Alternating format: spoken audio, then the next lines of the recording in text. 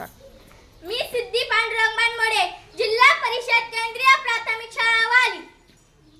मी सावित्री ज्योतिबा फुले बोलते. एरवी मी बोलले पण नसते, पण तुम्ही माझ्या विचारांचे घोटून घोटून ट्रीट केले. तुम्ही तर चक्क मला देवी बनवून फोटो फ्रेम केले. जमेन तेव्हा जमेन तसे सुईनुसार माझे कौतुक पण केले. पण दुःख याचे तुम्हाला गृहीत धरता. याचाच राग आज मी तुमच्या समोर खोलत आहे. मी सावित्री ज्योतिराव फुले बोलत आहे. होय, मी सावित्री ज्योतिराव फुले बोलत आहे. विद्येविना मती गेली, मतीविना नीती गेली. विद्येविना मती गेली, मतीविना नीती गेली. नीतीविना गती गेली, गतीविना वित्त गेले. नीतीविना गती गेली, गतीविना वित्त गेले. वित्तविना शूद्र खचले. इतके अनर्थ एका विद्येने केले. हो, एका विद्येने केले. या विद्येच्या काळात ज्ञानाची ज्योत पेटवणारी मी सावित्री ज्योतिराव फुले.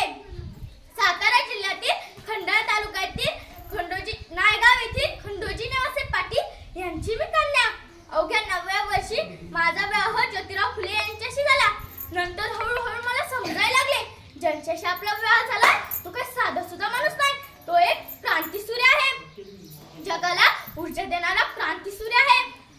त्या काळी बायांनी उंबरावर नांदायची पद्धत नव्हती. बायांच्या जातीला कसं आपण बरं, आपलं घर बरं आणि घरातील माणसं, स्त्री पुरुष उच्च नीच असालाही भेदभाव होता. ह्याला एकच उत्तर होतं, ते म्हणजे शिक्षण. शिक्षण म्हणजे वाघिणीचे दूध. या सारे समाजात बदल होऊ शकतो.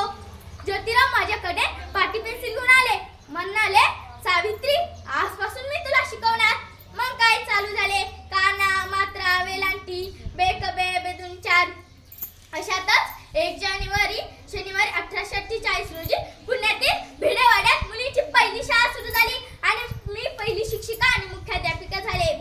सावित्रीचा घेऊन निवासा गाठली यशाची शिखरे. सावित्रीचा घेऊन निवासा गाठली यशाची शिखरे. परंपरेचा तोडून पिंजरा मुक्त झाली पाखरे. परंपरेचा तोडून पिंजरा मुक्त झाली पाखरे. मग काय, मुली शिकू लागल्या.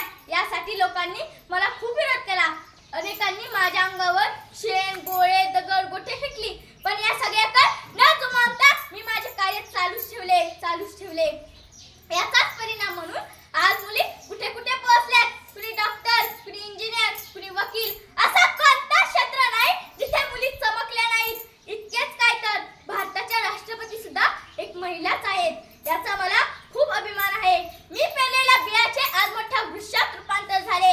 याचा मला खूप आनंद आहे. पण माझी तुमच्याकडे एकच मागणी आहे.